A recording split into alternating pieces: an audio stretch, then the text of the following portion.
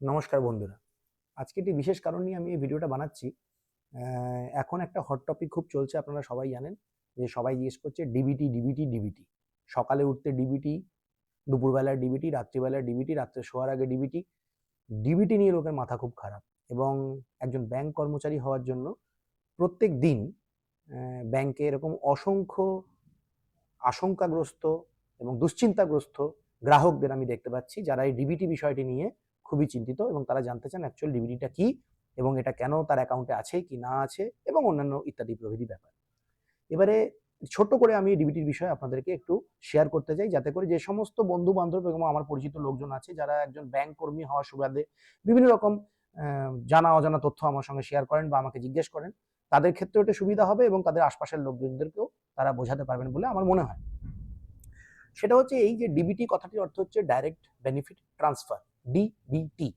এর মানে হচ্ছে যে যে কোনো সরকারি ভাতা বা যে কোনো সরকারি প্রকল্পের টাকা বা তার যে সমস্ত লাভদায়ক যে মেটেরিয়ালসগুলো আছে, বেসিক্যালি ক্যাশ, হ্যাঁ, যাতে করে সঠিক ব্যক্তির কাছে তার আধার নম্বরের মাধ্যমে পৌঁছে দেওয়া যায়। যেহেতু আধার একটা ইউনিক নাম্বার এবং প্রত্যেক মানুষকে একটাই ইস্যু করা হয়, সেই জন্য সেই আধার নম্বরের থ্রুতে যাতে সঠিক ব্যক্তিটি সঠিকভাবে টাকাটি পেতে পারেন এবং ডাইরেক্টলি তার ব্যাংক অ্যাকাউন্টে জমা পড়ে, সেই বিষয়টির নামই হচ্ছে ডিবিটি। এটা প্রথম শুরু হয়েছিল যখন, তখন ডিবিটির সঙ্গে আরো একটি ক্যাটাগরিক্যালি ওয়ার্ড ইউজ করা হতো, তাকে বলা হতো জ্যাম নেটওয়ার্ক, JAM, মানে জনধন, আধার এবং মোবাইল। মানে জনধনের একটি অ্যাকাউন্ট খোলা হবে এবং তারপরে আধার এবং মোবাইলের থ্রুতে আপনাকে ডাইরেক্ট বেনিফিট ট্রান্সফার করা হবে। এবারে এখন আপনারা সবাই জানেন যে আমাদের যে বিগত যে 15 বছরে আমাদের যে রাজ্য সরকার ক্ষমতায় ছিলেন, তারা লক্ষ্মীর ভান্ডার নামক একটি প্রকল্প এবং আরো অনেক প্রকল্প তারা করেছিলেন এবং তার মধ্যে লক্ষ্মীর ভান্ডার একটি খুবই জনপ্রিয় প্রকল্প ছিল মহিলাদের জন্য এবং সেখানে টাকাটিও তাদের ব্যাংক অ্যাকাউন্টেই জমা হতো। এবারে নতুন সরকার ক্ষমতায় আসার পরে তারা একটি সার্কুলার জারি করে বলেছেন যে অন্নপূর্ণার ভান্ডার এবং লক্ষ্মীর ভান্ডার বা অন্যান্য যে সমস্ত স্কিমের টাকাগুলি আছে সেগুলি ডাইরেক্ট বেনিফিট ট্রান্সফারের মাধ্যমে অ্যাকাউন্টে দেওয়া হবে। এটা শুনেই প্রত্যেকে চিন্তায় পড়ে গেছে যে আমার অ্যাকাউন্টে ডিবিটি লিঙ্ক আছে কি নেই, এবং সেটা জানার জন্য তারা প্রত্যেক দিন বিভিন্ন রকম কাজকর্ম ফেলে ব্যাংকে দৌড়চ্ছে, ব্যাংকে অযথা ভিড় হচ্ছে, ব্যাংকে কর্মচারীরা হয়তো ঠিকমতো ভাবে বোঝাতে পারছে না, একটা কনফিউশন, একটা ক্যাওস সৃষ্টি হচ্ছে। তো আপনাদের প্রথমেই জানতে হবে যে দেখুন, লক্ষ্মীর ভান্ডার আমি বাদে দিলাম না হয়, কেন কি লক্ষ্মীর ভান্ডার বহুকাল আগে এরকম একটা ব্যাপার ছিল যে লক্ষ্মীর ভান্ডার দেওয়া হতো সেই সমস্ত লোকেদের এবং মানে যারা এলিজিবল, এবং সেই বিষয়গুলোকে মোটামুটি দেখা যেত এরকম ভাবে যে ডাইরেক্ট বেনিফিট ট্রান্সফারের মাধ্যমেই হয়তো দেওয়া হতো বা অ্যাকাউন্ট নাম্বারের এগেনস্টে ব্লক বা পঞ্চায়েত স্তরে এন্ট্রি করে এবং ডকুমেন্টারি প্রুফ নিয়ে তারপর টাকাগুলিকে বাল্ক এনইএফটি করা হতো। এবার এক্ষেত্রে একটা সন্দেহের অবকাশ থেকে যায় যে তারা সত্যি সত্যি আধার নম্বরের এগেনস্টে ডিবিটি করতেন কি না করতেন সে বিষয়ে আমার সঠিক জানা নেই এবং সেখান থেকে এত কনফিউশন ক্রিয়েট হয়েছে। কেন কি আমি দু একটি কেস এরকম শুনতে পেলাম যে তাদের নাকি লক্ষ্মীর ভান্ডার ঢুকতো, কিন্তু তারা যখন ব্যাংকে গিয়ে জিজ্ঞেস করেছে তখন তাদেরকে ব্যাংক থেকে বলা হয়েছে না, আপনার অ্যাকাউন্ট তো আধার দিয়ে লিঙ্ক করা নেই। এবার এখানে একটা জিনিস বুঝে নিতে হবে যে আপনার কাছে একাধিক অ্যাকাউন্ট নম্বর থাকতে পারে, কিন্তু আধার নম্বর যেহেতু একটি ইউনিক নাম্বার সেই জন্য একটি অ্যাকাউন্টের সঙ্গে আধার লিঙ্ক হয় এবং আপনি সর্বপ্রথমে যে অ্যাকাউন্টটিতে আধার লিঙ্ক করেছেন পরবর্তীকালে যদি সেই অ্যাকাউন্ট থেকে আধার লিঙ্ক না করে থাকেন, মানে আধারের নম্বরটি লিঙ্কিং স্ট্যাটাস থেকে সেই অ্যাকাউন্ট থেকে না সরিয়ে থাকেন, তাহলে কোনো সময় আপনার অন্য কোনো অ্যাকাউন্টে আধার লিঙ্ক করা যাবে না।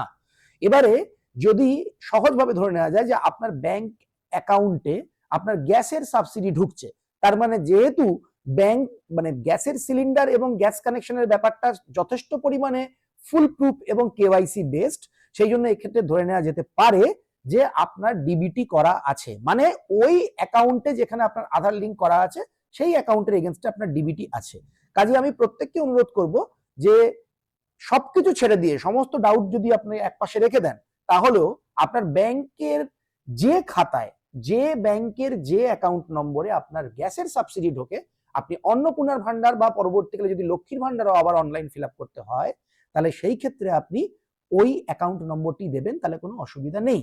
এবারে প্রশ্ন উঠছে যে যেহেতু লক্ষ্মীর ভান্ডার কিছু কিছু ক্ষেত্রে অ্যাকাউন্ট নাম্বারের এগেনস্টে দেখা মানে দেওয়া হতো ইররেসপেক্টিভ অফ ডিবিটি লিঙ্ক আছে বা নেই, তাহলে সেক্ষেত্রে অনেক কাস্টমারের মনে বা অনেক গ্রাহকের মনে প্রশ্ন আছে যে আমার অ্যাকাউন্টে ডিবিটি লিঙ্ক আছে তো।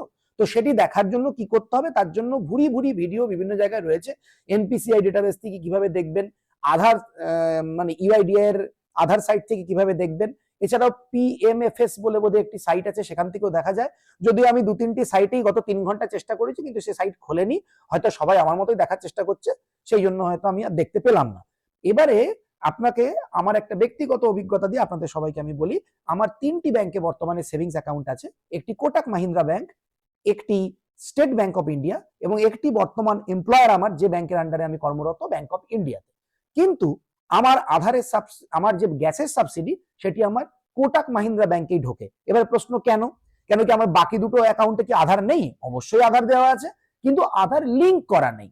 লিঙ্ক আমার ওই প্রথম অ্যাকাউন্টটিতে আছে। কেন? কেন কি আপনাদের মনে থাকবে কিনা জানি না, 2011-12 সালে একটা সিস্টেম এসেছিল যে কেওয়াইসি করা হতো, মানে বায়োমেট্রিক্স দিয়ে আধারকে লিঙ্ক করা হতো। এবং তখন আমি বায়োমেট্রিক্স দিয়ে আধার লিঙ্ক করে কোটাক মাহিন্দ্রা ব্যাংকে ওই অ্যাকাউন্টটিকে লিঙ্ক করেছিলাম। তার পরবর্তীকালে যেহেতু আমি ওই অ্যাকাউন্টটিকে ডিলিঙ্ক করিনি, সেই জন্য আমার সাবসিডির টাকা ওখানেই ঢোকে। এবারে আমি যদি লক্ষ্মীর ভান্ডারের জন্য এলিজিবল হই, যদিও আমি পুরুষ, যদি সরকার নারায়ণ ভান্ডার বা ওই জাতীয় কিছু চালু করেন হয়তো তার জন্য আমি এলিজিবল হতেও পারি, কিন্তু লক্ষ্মীর ভান্ডারের জন্য আমি এলিজিবল নই। কিন্তু যদি হতাম, তাহলে আমি এই অ্যাকাউন্ট নম্বরটি দিলেই আমার লক্ষ্মীর ভান্ডার, অন্নপূর্ণার ভান্ডার সমস্ত কিছু আমার এই অ্যাকাউন্টেই যেত। কেন কি এই অ্যাকাউন্টের সাথে আমার আধার লিঙ্ক করা আছে।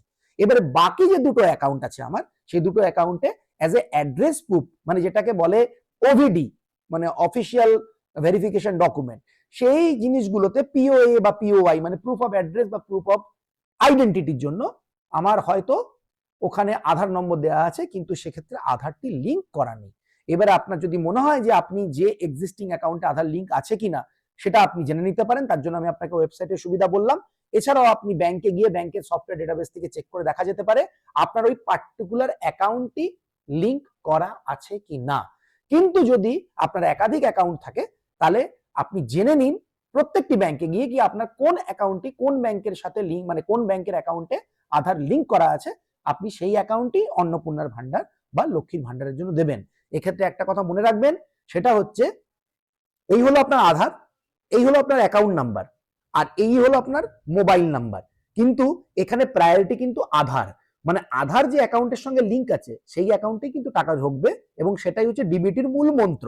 এবারে এই অ্যাকাউন্টটির সঙ্গে যে মোবাইল নাম্বার রেজিস্টার করা আছে, প্রেফারেবলি সেটা সবসময় রাখার চেষ্টা করুন আপনার আধারের সঙ্গে যে মোবাইল নাম্বারটি লিঙ্ক আছে।